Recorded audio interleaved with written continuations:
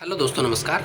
दोस्तों, Rajasthan rate level second की SST से तैयारी कर रहे विद्यार्थियों के लिए आज से हम बहुत ही बेहतरीन एक सीरीज चालू कर रहे हैं और इस सीरीज में हम रोजाना आप लोगों के लिए एक वीडियो अपलोड करेंगे दोस्तों। और अगर आपकी इच्छा हुई और आपकी डिमांड अच्छी रही तो हम एक नहीं दो वीडियो भी अपलोड कर देंगे। तो इस वीडियो में हमारा उद्देश्य ये है दोस्तों कि इस वीडियो में हम जीके से संबंधित यानी कि एसएसटी से संबंधित टॉप मोस्ट प्रश्न हर टॉपिक वाइज लेके आएंगे। चाहे कोई टॉपिक में चाहे 2 वीडियो बने 3 वीडियो बने, लेकिन क्रम वाइज क्रम में हर टॉपिक के पूरे वीडियो करवा दूंगा आपको, ठीक है। और पूरे प्रश्न करवा दूंगा, ठीक है। तो आइए वीडियो के साथ में बने रहिए। पहला प्रश्न है, निम्न में से कौन सी सभ्यता हड़प्पा सभ्यता की समकालीन थी? तो दोस्तों, कौन सी सभ्यता? क्रीट सभ्यता, मिस्र की सभ्यता, रोमन सभ्यता, यूनानी सभ्यता। तो दोस्तों, जो मिस्र की सभ्यता है, ठीक है, कौन सी सभ्यता दोस्तों? मिस्र की सभ्यता, ठीक है, वो हड़प्पा सभ्यता के समकालीन थी, ठीक है दोस्तों। तो 2 नंबर का ऑप्शन बिल्कुल राइट हो जाएगा, ठीक है। थ्योरी देख लीजिए। मिस्र की सभ्यता हड़प्पा सभ्यता की समकालीन थी। मिस्र सभ्यता स्थल से हड़प्पाकालीन वस्तुओं के अवशेष प्राप्त हुए हैं। किसके अवशेष प्राप्त हुए हैं? हड़प्पाकालीन वस्तुओं के, जो समकालीन होने के साक्ष्य प्रस्तुत करते हैं, ठीक है दोस्तों। नेक्स्ट प्रश्न देखिए आप। हड़प्पा संस्कृति यानी कि सिंधु घाटी सभ्यता के अभिलेख मुख्यतः किस वस्तु पर बने मिले हैं? तो दोस्तों, किस वस्तु पर बने मिले हैं? देखो, शिलाओं पर, स्तंभों पर, मोहरों पर, ताम्रपत्रों पर। तो दोस्तों, जो ये लेख मिले हैं, ठीक है, कौन से लेख? अभिलेख, ये मोहरों पर मिले दोस्तों। बी नंबर का ऑप्शन बिल्कुल राइट हो जाएगा, ठीक है दोस्तों। नेक्स्ट प्रश्न देखिए आप। भारतीय इतिहास में 20वीं शताब्दी का तीसरा दशक, कौन सी शताब्दी का दोस्तों? 20वीं शताब्दी का तीसरा दशक, यानी कि बात चल रही है दोस्तों 1930 के आसपास की बात चल रही है, ठीक है। तीसरा दशक महत्वपूर्ण रहा क्योंकि कर्नल टोड की एनाल्स का प्रकाशन हुआ, कौटिल्य लिखित अर्थशास्त्र की प्रतिलिपि मिली, अशोक के शिलालेखों को पढ़ा गया और सिंधु सभ्यता की खोज हुई। तो दोस्तों, सिंधु घाटी सभ्यता की खोज हुई थी इस काल में, ठीक है दोस्तों। तो यानी कि डी नंबर का ऑप्शन बिल्कुल, यानी कि 4th नंबर का ऑप्शन बिल्कुल राइट हो जाएगा, ठीक है। नेक्स्ट प्रश्न देखिए आप। निम्न में से किस सैंधव स्थल से अग्निकुंड के साथ साक्ष्य मिले हैं? तो दोस्तों, अग्निकुंड की बात चल रही है, ठीक है। तो अग्निकुंड के साक्ष्य किससे मिले हैं दोस्तों? हड़प्पा से, लोथल से, कालीबंगा से और मोहनजोदड़ो से। तो दोस्तों, जो अग्निकुंड के साक्ष्य हैं वो कहाँ से मिले दोस्तों? कालीबंगा से, ठीक है। कहाँ से मिले? कालीबंगा से, ठीक है। 4th नंबर का ऑप्शन बिल्कुल राइट हो जाएगा, ठीक है। थ्योरी देख लीजिए इसकी। सेंधव स्थल कालीबंगा से अग्निकुंड के साक्ष्य प्राप्त हुए हैं। यह स्थल राजस्थान के गंगानगर जिले में घग्गर नदी के किनारे स्थित है। कहाँ पर है दोस्तों? घग्गर नदी के, ये भी आपको याद रखना है, ठीक है। और नेक्स्ट देखिए आप इसमें, इस स्थल की खोज में 1952 में, इस स्थल की खोज की बात करें तो 1952 में की गई थी। और किसके द्वारा की गई थी दोस्तों? अमलानंद घोष के द्वारा, ठीक है, की गई थी, एवं बीके थापर के द्वारा, ठीक है, और बी बिलाल, ठीक है। कौन? बी बिलाल, ठीक है, तीनों के द्वारा की गई थी। 1962 ईस्वी में 1961-62 ईस्वी में इसका उत्खनन किया गया और यहाँ से हड़प्पा, पूर्व हड़प्पा तथा उत्तर हड़प्पा काल के अवशेष प्राप्त हुए हैं, ठीक है। तीनों ही काल के अवशेष प्राप्त हुए हैं यहाँ से, ठीक है दोस्तों। नेक्स्ट प्रश्न देखिए आप। किस हड़प्पाकालीन इमारत को सर जॉन मार्शल ने विश्व का एक अद्भुत निर्माण कहा है? किस हड़प्पाकालीन इमारत को दोस्तों? किस हड़प्पाकालीन इमारत को? वृहत स्नानागार को, ठीक है दोस्तों। ए नंबर का ऑप्शन बिल्कुल राइट हो जाएगा। वृहत स्नानागार को हड़प्पाकालीन इमारत को, ठीक है, वृहत स्नानागार जो हड़प्पाकालीन इमारत है उसको जॉन मार्शल ने, किसने दोस्तों? जॉन मार्शल ने विश्व का एक अद्भुत निर्माण कहा है, ठीक है दोस्तों। थ्योरी देख लीजिए आप। हड़प्पा काल में मोहनजोदड़ो से वृहत स्नानागार के साक्ष्य प्राप्त हुए हैं, ठीक है, वृहत स्नानागार के साक्ष्य प्राप्त हुए हैं। जॉन मार्शल ने इस वृहत स्नानागार को विश्व का एक अद्भुत निर्माण कहा है, ठीक है। हड़प्पा स्थल से प्राप्त अन्नागार सिंधु सभ्यता की संभवतः सबसे बड़ी इमारत है, ठीक है दोस्तों। आपसे ये भी प्रश्न पूछा जा सकता है, ठीक है। जबकि अन्नागार मोहनजोदड़ो की सबसे बड़ी इमारत है, ठीक है दोस्तों। अन्नागार की बात करें तो अन्नागार मोहनजोदड़ो की सबसे बड़ी इमारत है, ठीक है। नेक्स्ट प्रश्न देखिए आप। हड़प्पा सभ्यता का पतन कैसे हुआ? तो दोस्तों, हड़प्पा सभ्यता का पतन कैसे हुआ? ऐसा लगता है कि शासकों का नियंत्रण समाप्त हो गया, जंगलों का विनाश हो गया, सभ्यता के पूरे क्षेत्र में बाढ़ आ गई, संभवतः नदियाँ सूख गई। तो दोस्तों, इसका जो प्रमुख कारण है वो क्या है? सभ्यता के पतन का प्रमुख कारण क्या है? तो दोस्तों, इसके पतन का प्रमुख कारण है ना, ए बी डी ऑप्शन बिल्कुल राइट है। देखो क्या क्या ऑप्शन है, इनको मैं पढ़ के बता देता हूँ आपको। देखो, ऐसा लगता है कि शासकों का नियंत्रण समाप्त हो गया, बिल्कुल। जंगलों का विनाश हो गया, बिल्कुल सही दोस्तों। और संभवतः नदियाँ सूख गई, ठीक है। ये तीनों ही कारण किसके हैं दोस्तों? हड़प्पा सभ्यता के पतन के कारण हैं। लेकिन सभ्यता के पूरे क्षेत्र में बाढ़ आ गई, ये बिल्कुल कारण इसका नहीं है दोस्तों, ठीक है। चलो आगे बढ़ते हैं। थ्योरी देख लीजिए इसके बारे में। हड़प्पा सभ्यता का उदय कब हुआ दोस्तों? 2600 से 1900 ईसा पूर्व के दौरान माना जाता है। लगभग 3900 साल पहले इस सभ्यता का पतन माना जाता है, ठीक है। विद्वानों के मतानुसार इसके निम्नलिखित कारण हो सकते हैं। देखो दोस्तों, ऊपर तो 3 कारण पढ़े अपन ने, लेकिन इसमें और भी ज़्यादा कारण आपको पढ़ने को मिल जाएंगे, ठीक है। देखो, नदियाँ सूख गई थी, बिल्कुल। जंगलों का विनाश हो गया था, बिल्कुल ठीक है। मवेशियों के बड़े बड़े झुंडों में चारागाहों और घास वाले मैदान समाप्त हो गए थे, ये भी ऑप्शन सही है। और कुछ इलाकों में बाढ़ आ गई थी, तो ये भी बिल्कुल सही है। और इसके अलावा बाढ़ और नदियों के सूखने का असर कुछ ही इलाकों में हुआ, क्योंकि सभी हड़प्पाकालीन नगर नदियों के किनारे नहीं बसे थे, ठीक है दोस्तों। तो एक ये भी है। और इसके अलावा चौथे नंबर का जो है, शासकों का नियंत्रण समाप्त हो गया। तो दोस्तों 6 प्रकार के जो कारण हैं ये आपको पढ़ लेना है, ठीक है दोस्तों। ये प्रमुख कारण है, ठीक है। नेक्स्ट देखो आप, भारत के निम्नलिखित राज्यों में से किस एक राज्य में हड़प्पा के नगर सबसे बड़ी संख्या में मिले हैं? तो दोस्तों सबसे बड़ी संख्या में जो मिले हैं वो कहाँ मिले हैं दोस्तों? गुजरात में मिले हैं, ठीक है। कहाँ मिले हैं? गुजरात में। तो सी नंबर का ऑप्शन बिल्कुल राइट हो जाएगा, ठीक है। थ्योरी देख लीजिए आप। भारत के गुजरात राज्य में हड़प्पा के नगर सबसे बड़ी संख्या में मिले हैं। गुजरात में लोथल के बाद अभी कुछ समय पूर्व खोजे गए धोलावीरा, कौन सा दोस्तों? धोलावीरा भी नगर की संख्या दी गई है। लोथल, सुरकोटड़ा, कोटदा और धोलावीरा प्रमुख पत्तन शहर की श्रेणी में आते हैं दोस्तों, ठीक है। नेक्स्ट देखिए आप, वक्राकार ईंटें सिंधु सभ्यता में कहाँ से मिली हैं? तो दोस्तों वक्राकार ईंटों की बात करें अपन, तो दोस्तों ये चनूतलों से मिली हैं। कहाँ से मिली दोस्तों? चनूतलों से मिली हैं। कौन सी ईंटें दोस्तों? वक्राकार ईंटें, ठीक है। नेक्स्ट देखिए आप, व्याख्या देखो तो आप देख लीजिए। चनूतलू एकमात्र हड़प्पाकालीन स्थल है जहाँ से वक्राकार ईंटें मिली है, ठीक है। इस स्थल की खोज में खोज वर्ष 1931 में एन गोपाल मजूमदार के द्वारा, चंदूदलों की खोज किसके द्वारा की गई? एन गोपाल मजूमदार के द्वारा 1931 में की गई, तथा इसका उत्खनन वर्ष 1935 जे.एच. मेके के द्वारा की गई, ठीक है। इस स्थल से प्रसाधन सामग्री भी प्राप्त हुई है।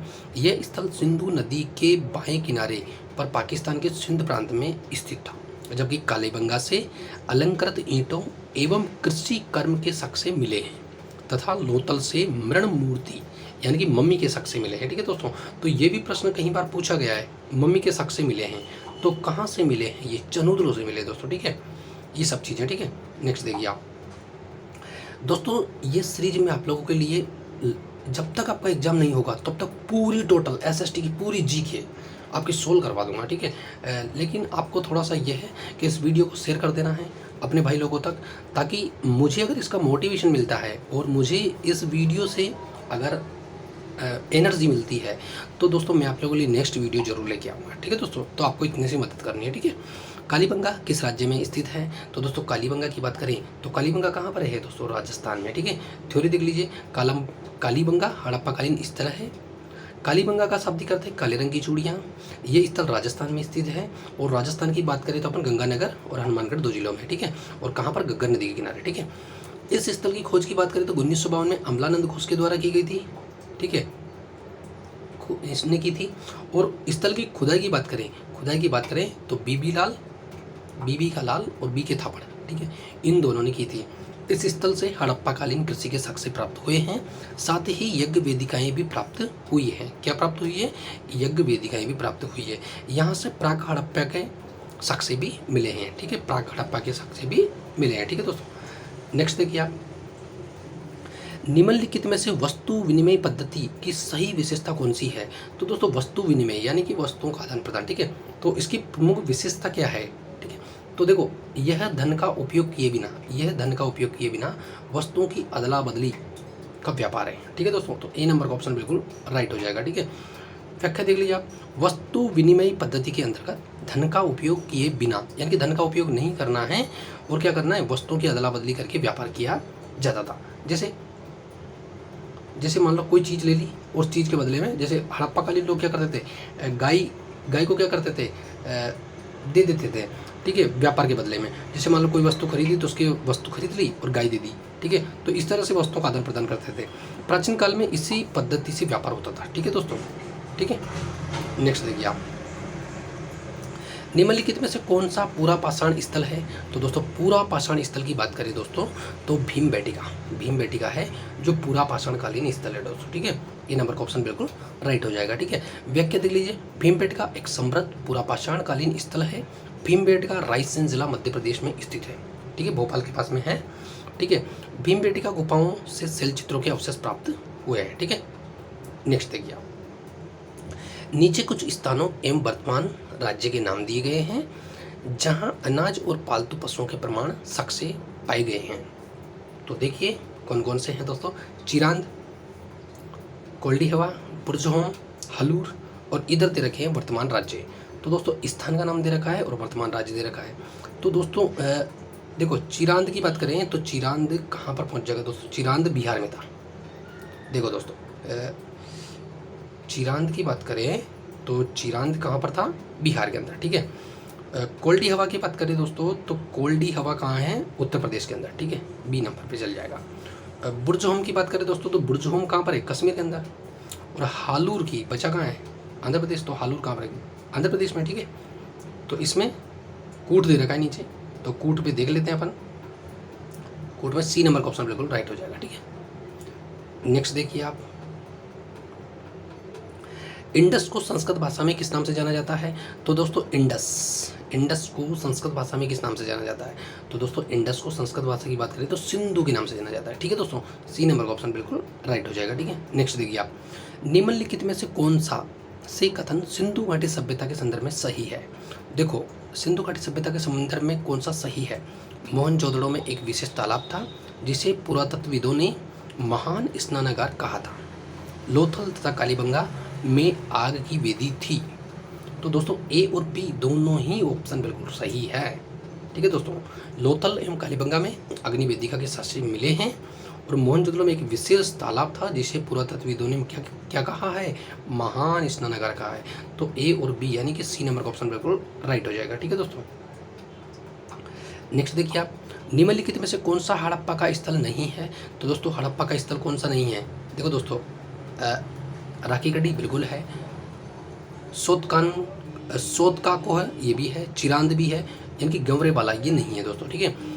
तो इसमें बात करें, अच्छा नहीं दोस्तों गौरी वाला तो है, सॉरी, राखीगढ़ी है, सोतकांके को है और गवरी वाला भी है, चिरांद नहीं है दोस्तों, ठीक है। तो डी नंबर का ऑप्शन बिल्कुल राइट हो जाएगा। व्याख्या देख लीजिए, चिरांद नवपाषाणकालीन स्थल है जो बिहार के सारण जिले में स्थित है। यहाँ से हिरण से निर्मित उपकरणों के क्या मिले हैं, साक्ष्य मिले हैं। जबकि राखीगढ़ी, सोलकाकोह तथा गंवरीवाला हड़प्पाकालीन स्थल है, ठीक है दोस्तों। कौन कौन से, राखीगढ़ी, सोलकाकोह और गंवरीवाला, ठीक है, ये तीनों हड़प्पाकालीन स्थल है, ठीक है दोस्तों। नेक्स्ट देखिए आप, मनुष्य ने कुछ क्षेत्रों में लगभग 8000 वर्ष पहले गाँव में रहना प्रारंभ किया। निम्नलिखित में से वे क्षेत्र कौन से हैं? तो दोस्तों वे क्षेत्र कौन से हैं, देखो प्रश्न क्या कह रहा है, प्रश्न दोबारा पढ़िए। मनुष्य ने कुछ क्षेत्रों में लगभग 8000 वर्ष पहले गांव में रहना प्रारंभ किया।